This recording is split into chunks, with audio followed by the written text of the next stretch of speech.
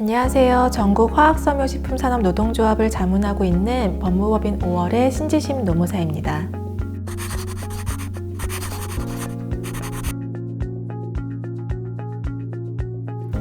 지난 편에서는 직장 내 괴롭힘이란 무엇이고 어떤 경우에 인정되는지 인정, 불인정 사례를 살펴봤습니다. 오늘은 직장 내 괴롭힘이 발생하면 어디에 신고해야 하고 어떻게 대응해야 하는지에 대해 알아보겠습니다. 직장 내 괴롭힘이 발생하면 어디에 신고해야 하나요? 직장 내 괴롭힘이 발생하면 많은 분들이 고용노동청에 바로 괴롭힘 행위자를 처벌해달라고 진정이나 고소할 수 있다고 생각하시는데요. 사실은 모든 경우가 그런 것은 아닙니다. 결론부터 말하면 행위자가 누구냐에 따라 어디에 신고할지가 달라집니다. 괴롭힘 행위자가 사장이거나 사장의 친척이라면 바로 고용노동청에 진정 접수하실 수 있고요. 행위자가 부서장 같은 관리자라거나 직장 동료라면 바로 노동청으로 가는 것이 아니라 먼저 사내 고충처리부서나 인사팀 등에 접수를 해야 합니다. 근로기준법은 괴롭힘 행위자가 사용자 또는 사용자의 친족인 경우에만 과태료를 정하고 있기 때문입니다. 즉, 행위자가 회사 사장님이거나 사장의 친척이 아닌 경우에는 노동청으로 바로 신고할 수 없다는 의미입니다. 따라서 행위자가 사장이나 사장의 친척이 아닌 관리자이거나 직장 동료인 경우에는 사내 고충처리부서나 인사팀 등의 괴롭힘 발생 사실을 먼저 신고해야 하는데, 사실 직장 내 괴롭힘이 해결이 어려운 가장 큰 이유가 바로 이것 때문입니다. 사용자가 먼저 사실관계를 조사하고 직장 내 괴롭힘인지 아닌지를 내부적으로 먼저 판단하게 되어 있기 때문에 처음부터 노동청이 바로 개입하지 않는 경우가 종종 있습니다. 하지만 여기에서 포기할 필요는 없고요. 직장 내 괴롭힘이 발생한 경우에는 표에서 보시는 것처럼 사용자가 조치해야 할 여러 가지 의무가 있기 때문에 회사가 이러한 조치를 하도록 요구를 해야 합니다. 2021년 10월 14일부터 개정되어 새롭게 적용되는 근로기준법에 따르면 사용자가 괴롭힘 신고를 접수받고 객관적인 조사를 진행하지 않는 경우, 괴롭힘 사실을 확인하고 나서 피해자가 요청을 하는데도 근무장소 변경 등의 조치를 하지 않는 경우, 가해자에 대한 징계 등의 조치를 하지 않는 경우, 조사 내용을 누설한 경우에는 500만 원 이하의 과태료를 부과할 수 있습니다. 사용자가 이러한 의무를 지키지 않는다면 관할 고용노동청에 신고를 해서 시정 조치를 해달라고 요구하시면 됩니다. 직장 내 괴롭힘은 반드시 피해자가 신고해야 하나요?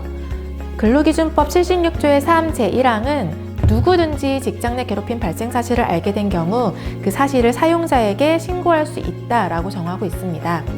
따라서 반드시 피해자가 신고해야 하는 것은 아니고요. 그러한 사실을 목격한 동료 내지는 피해자의 어려움을 들어서 알게 된 제3자도 신고할 수 있습니다. 직장 내 괴롭힘을 정식으로 신고하면 이후 계약 갱신이나 인사고과의 불이익이 있지는 않을까요?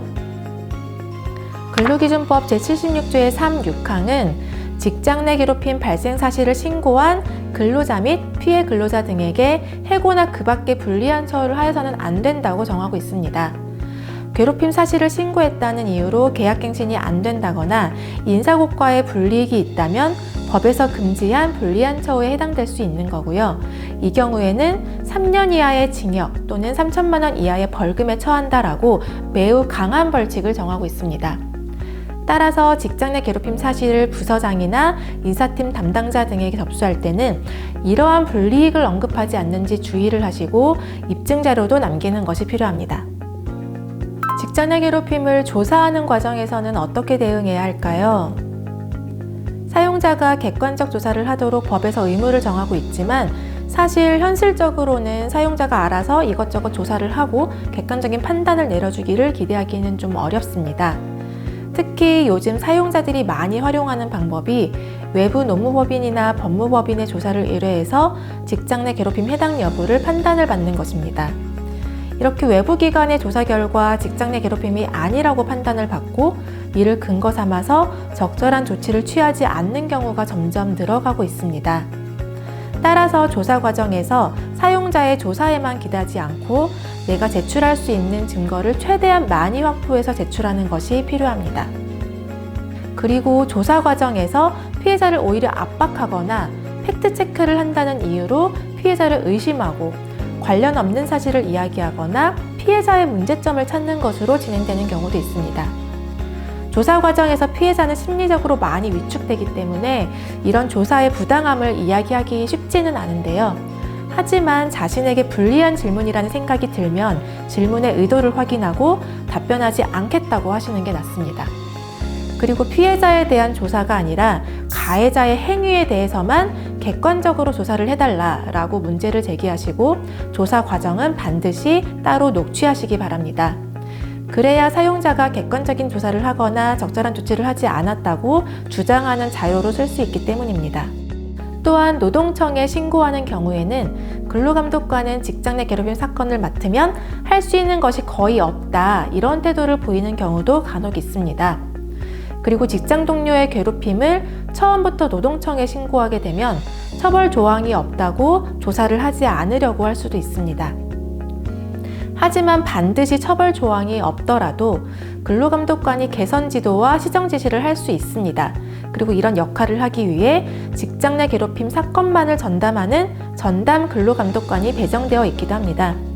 특히 개정된 근로기준법이 올해 10월 14일부터 시행되고 있기 때문에 노동청이 직장 내 괴롭힘 사건에 개입할 수 있는 여지도 더 많아졌고 이런 역할을 좀 적극적으로 해달라고 요청하실 필요가 있습니다.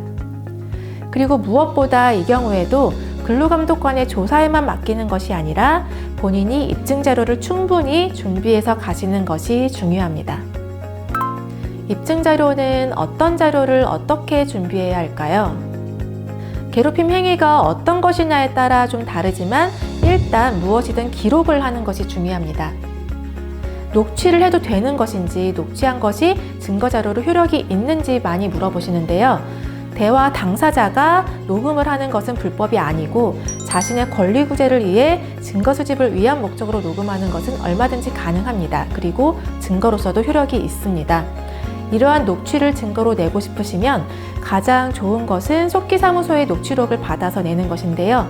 이 경우에는 비용이 많이 발생하기 때문에 현실적으로 어려움은 좀 있습니다. 그래서 본인이 음성 파일을 최대한 그대로 풀어서 직접 녹취록을 만들고 음성 파일을 함께 첨부해서 내는 방법도 선택해 볼 수 있습니다. 그리고 메시지를 캡처하거나 관련된 이메일도 백업을 해두시고요.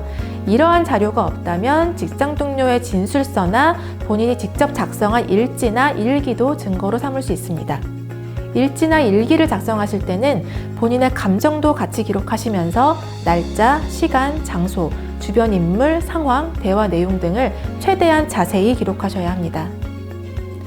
그리고 직장 내 괴롭힘 때문에 많은 분들이 정신적 고통으로 우울함과 정신질환을 겪으시게 되는데요.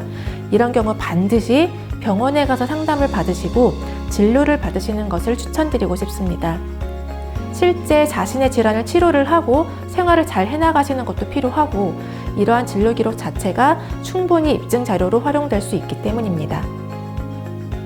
직장 내 괴롭힘을 근본적으로 해결하기 위해서는 직장 문화가 달라지고 이러한 행위가 사전에 예방되는 것이 무엇보다 필요하겠죠. 하지만 직장 내 괴롭힘이 발생했을 때 피해자가 원하는 방향으로 해결될 수 있는 법과 제도도 필요합니다. 그 부분에 있어서는 아직도 많은 부분이 부족합니다. 사용자와 노동자의 힘의 관계가 다르고 인식과 관점도 다르기 때문에 사업장 내에서만 자율적으로 해결하는 것은 아직 좀 무리인 것이 사실입니다. 직장 내 괴롭힘에 대해서 좀 더 본격적으로 해결할 수 있는 제도와 사업장에 대한 감독이 보다 더 필요하다고 생각합니다. 오늘의 이야기 마치도록 하겠습니다.